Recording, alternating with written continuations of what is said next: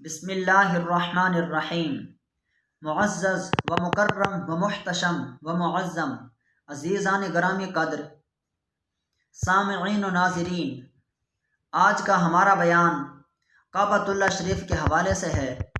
پہلے بیان کے اندر یہ بتایا گیا تھا کہ کعبۃ اللہ شریف کے اسماء گرامی کیا ہیں اور ان کی وجوہات، ان کے نام رکھنے کی وجوہات یعنی وجہ تسمیہ کیا ہیں۔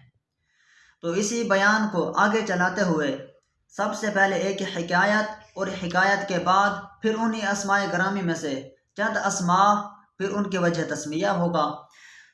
ان کی وجہ تسمیہ بیان کرنے کے بعد ہی ہمارا بیان اختتام پذیر ہوگا۔ ایک بزرگ حج کرنے کو روانہ ہوئے، ان کے صاحبزادے نے پوچھا، ابا جان کہاں کا ارادہ ہے؟ بزرگ نے فرمایا، بیت اللہ شریف کا زیارت کا، بیت اللہ شریف کی زیارت کرنے کا ارادہ ہے۔ تو صاحبزادے نے خیال کیا کہ جو کسی کے گھر کو دیکھتا ہے تو لا محالہ یقینی طور پر وہ گھر کے مالک کو بھی ملے گا۔ صاحبزادے نے کہا، مجھے بھی ساتھ لے چلیے۔ بزرگ نے فرمایا، تو اس کا اہل نہیں ہے۔ صاحبزادہ رونے لگا، مجبوراً اسے ساتھ لے کر جانا پڑا۔ جب میقات میں پہنچے تو احرام باندھا، لبیک پکاری اور حرم میں داخل ہوئے۔ جب بیت اللہ نظر آیا تو لڑکے نے چیخ ماری اور بے ہوش ہو کر زمین پر گر گیا۔ بزرگ رونے لگا، ہائے لڑکے کو کیا ہو گیا؟ بیت اللہ سے آواز آئی، تو گھر دیکھنے آیا تھا اور تو نے گھر دیکھ لیا، اور وہ گھر والے کا طالب تھا، وہ گھر والے کو ملنے گیا۔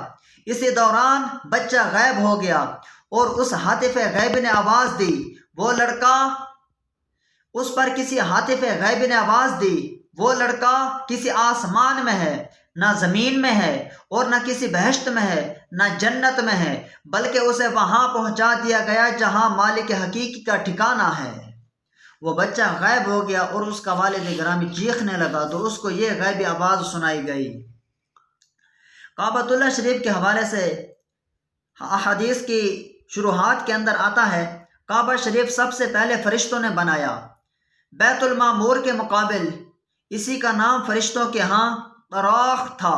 آدم علیہ السلام کی پیدائش سے 1000 سال پہلے فرشتے اس کا حج کرتے تھے۔ پھر آدم علیہ السلام سے لے کر ہمارے حضور صلی اللہ علیہ وآلہ وسلم تک صرف انبیاء کرام علیہم السلام حج کعبہ کیا، کسی امت پر حج فرض نہ ہوا تھا۔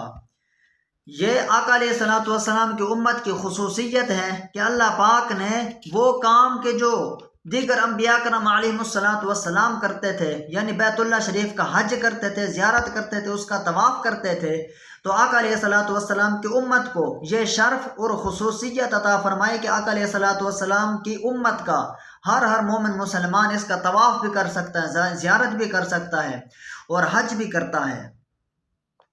تو کعبۃ اللہ شریف کے اسماء گرامی کے وجوہات کے حوالے سے بیان چل رہا تھا، تو اس کا ایک نام البیت العتیق ہے۔ اللہ پاک ارشاد فرماتا ہے، ثم محلها الى البیت العتیق، پھر ان کا پہنچنا ہے اس آزاد گھر تک۔ اور یہ بھی اللہ تعالیٰ نے ارشاد فرمایا، وَلْيَطَّوَّفُوا بِالْبَيْتِ الْعَتِيقِ، اور اس گھر کا طواف کریں، یعنی آزاد گھر کا طواف کریں۔ پھر فرمایا کہ لفظ عتیق کے حوالے سے تحقیق ہے، علماء کے چند اقوال ہیں، ان میں سے پہلا قول یہ ہے کہ لفظ عتیق کا معنی ہے قدیم۔ قدیم معنی ہے تو پھر اس کا یہ مطلب ہوا کہ بیت اللہ شریف سارے گھروں سے قدیم ہے، یعنی سارے گھروں سے مقدم ہے، ہر گھر سے پہلے بنایا گیا۔ اللہ تعالیٰ نے بعض نے فرمایا کہ اللہ تعالیٰ نے اسے زمین و آسمان سے بھی پہلے پیدا فرمایا۔ دوسرا قول یہ ہے کہ اللہ تعالیٰ نے اسے آسمان کی طرف اٹھا کر غرق ہونے سے محفوظ رکھا، اس لیے اس کو البیت العتیق یعنی آزاد گھر اس کا نام رکھا۔ اللہ پاک جب پرندہ گھونسلے میں قوی ہو جائے تو کہا جاتا ہے عتق الطائر، پرندہ آزاد ہو گیا۔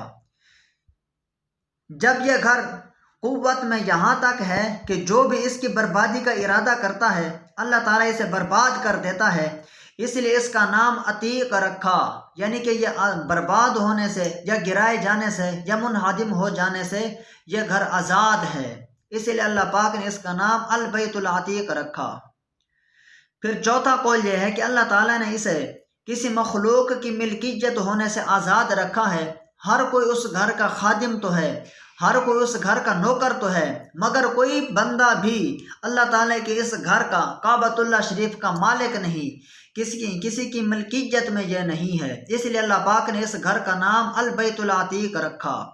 پانچواں قول یہ ہے کہ جو بھی اس کی زیارت کرتا ہے اللہ تعالیٰ اسے آگ سے آزاد کر دیتا ہے، قبر کی آگ سے آزاد فرماتا ہے، دوزخ کی آگ سے آزاد فرما دیتا ہے، اسی لیے اللہ پاک نے اس گھر کا نام البیت العتیق یعنی کہ آزاد گھر اس گھر کا نام رکھا۔